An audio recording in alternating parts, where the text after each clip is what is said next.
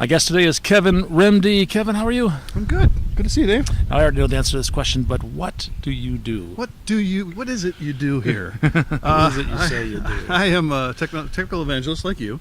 However, I focus more on the IT pro community. So Cool. anything having to do with servers, networking, desktops, security, a lot on the cloud, of course, much more and more in the open source communities as well. Mm-hmm. Anything that an IT organization or an IT professional will care about, those are the topics that I cover. We should talk about security because I like terrifying people. Security is always terrifying. Yeah, it's the number one thing that keeps people up at night in the IT world, certainly. You're managing information for a business. You need to know that that business's information is being managed securely, that they know where it is at all times, that it's not getting into the wrong hands, whether it's customer information, confidential information, proprietary information, company secrets. These are all things that we need to protect. You were telling me that there's a lot of enterprises that are using Windows 10. Windows 10 have and there's some security features in Windows 10 that can help them.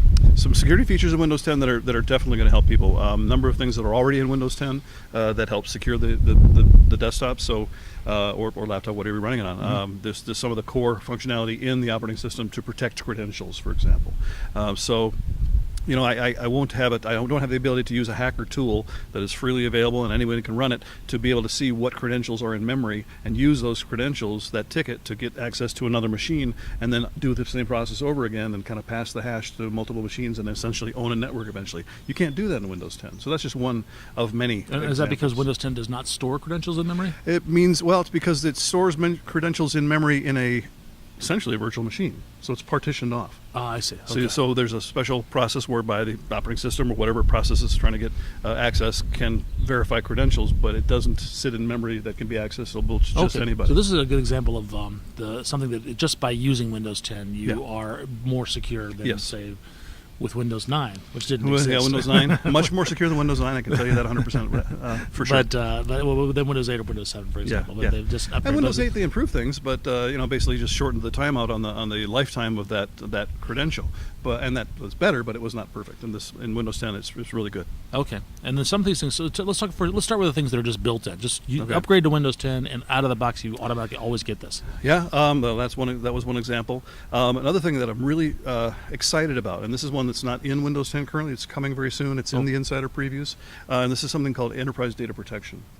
Now, again, kind of getting back to the discussion around keeping information secure, right? An IT organization needs to know that the applications they are providing to their customers, essentially the people that they support, the business they support, those applications are being run by employees. They're being run securely. The application data that's being managed is in their hands and in their domain and not getting out into the wrong hands, and it can't be passed on. And so what IT really wants is a good mechanism to control that. I want to know that whether it's and this is something that we've been doing fine for a lot of years, but it's only on company-owned devices. For many, many years, companies would provide a device to an employee. That device would be domain joined. We'd be able to apply policy to it. We assign applications to it. You had a lot of technology that could support that kind of protection of the applications and the data for just those company applications on the company-owned device. But more and more, people are bringing their own device. They're using their own choice of tablet or phone or whatever it is, and companies still want to allow them to be productive because that's what people want to do. They want to use their own choice of a device. Sure. There's always a balance between being super productive versus being super secure. Yeah. Sometimes they're in conflict. Pick which one you want. Well, fortunately, tools like enterprise data protection and mobility management, being able to manage mobile devices in a secure way, kind of like group policy in the sense that you're applying policies to a device. Okay. And for example, Intune and others, Microsoft Intune is our solution for a cloud-based mobile device management solution. I can publish applications into Intune that my employees can download and install, even on their own devices. Now, to do it on their own personal device, they have to agree. That's my driver. Yeah, you're late. To do it on their own devices, they have to agree to some policy because you're now going to be giving up some rights on that device. So your company might have a policy that says if you're using this machine for work, then it has to lock after a certain amount of inactivity, or if it is locked, it has to be unlocked with a password, things like that. And those are reasonable, and a lot of people will agree to those. It's like, yes, that's good. I can still now do my work. Yeah. Well, then it gets down to the application and the data that's being used. So I install a managed application, that's what we call it, the company has made available to me. Let's say it's Microsoft Word as a simple example. And I install Word, and I use Word, and I'm using Word to edit company information. I'm pulling documents from the company's SharePoint site or from the local file shares or wherever it is, because I have agreed to some amount of policy, and also I have using a managed application. Now I'm using this Word document that happens to have customer information in it, or maybe not, but it's protected by the company. Let's say I first of all save it to my hard disk. Right. Well, it's on my hard disk, but it's encrypted. Okay. By default, it's encrypted okay. because it's company managed information. You So can actually see that in the File Explorer. You actually see that the file name is actually listed in green and shows that it's been encrypted. Even though I have other other documents, my recipe, whatever for chocolate chip cookies is not encrypted and it's personal. I'd like to get that, by the way. Oh, you got it. It's on the back of every Toll House morsel bag. Anyway, so you can actually manage side by side company information as well as personal information. Okay. Now think about this. If I take that document and try to share it with someone else, I try to send it. Email it to them. Email to someone. The system says no, you can't do that. If I it won't even allow you to email it. Well, you but then they won't. You have some flexibility as an IT organization. You can decide. Okay, do I want to absolutely block it? Do I want to maybe allow them to override it and just give them a warning saying, hey, this is something that is outside of policy. Are you sure you want to do this? And you can do it. You can turn it on to audit just what's happening. So someone did this. Allow it, but let me know when they do it. Yeah, let me know. Yeah. I see. And so you can kind of ease your way into this and apply different policies as they make sense for different applications, different types of data. But the idea is that information can't be shared via email. I can't open the document in Word, copy some text to the clipboard and paste it into Twitter because it'll interesting. it'll actually warn you. It'll actually say, no, that's information in the clipboard that is managed information. You can't do that. So the clipboard knows about this. Yes, clipboard knows about it. Drag and drop knows about it. Okay. The files that are on your file system are automatically encrypted. And and this is the big, huge benefit of this, is if that employee leaves the company, well, they're just simply giving that tablet to their daughter or something. Right. They unenroll that device. The company information is removed. Basically, it's unavailable. That encryption is still there, but of course, the user's doesn't have any rights to that file, so that file is useless.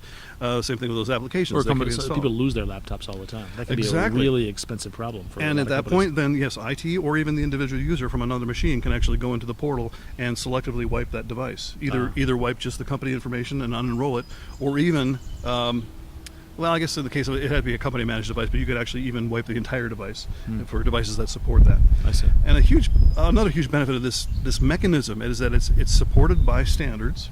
So it's not just Intune, but other products for mobile device management can take advantage of this. It will be coming to Windows 10, as I mentioned. It's already in some other platforms. So in iOS, for example, on an iPad, I can actually apply these rules right now. And the same tooling, same way I can publish applications. Oh, this is the iPad version of Word. It's a managed application. I'll install it, and in the same way can manage that flow of traffic. Between or denial of a flow of traffic between managed applications and personal or non-managed applications. This is fascinating stuff. Are you writing about this? I write about it. I have a blog called Full of IT. Full of it. Full of IT. That's what I said. Yes, exactly. So yeah, if you search for Full of IT, maybe you shouldn't search for Full of IT. Let's see. Why don't you search for aka.ms/Full of IT? It will bring you right to my blog or TechNet, the TechNet blogs. You can find me there. And I'm also on Facebook. On Facebook, I have a page called Kevin Remde is Full of IT. So that's another way I Truer words were never spoken. Cross promote there, as well as on LinkedIn and Twitter. You can find me there. Kevin Remde is my Twitter handle. And you're speaking a lot at where are you speaking next? Next, I'm actually the Help Desk Institute has a chapter in Minneapolis, and they're doing a conference next week, and I'm going to be speaking on Windows 10. I'll be speaking about a lot of the stuff there as well. Outstanding. Should be showing a pretty good demo of enterprise data protection in action. Kevin, thank you so much. You're so welcome. Thanks, Dave.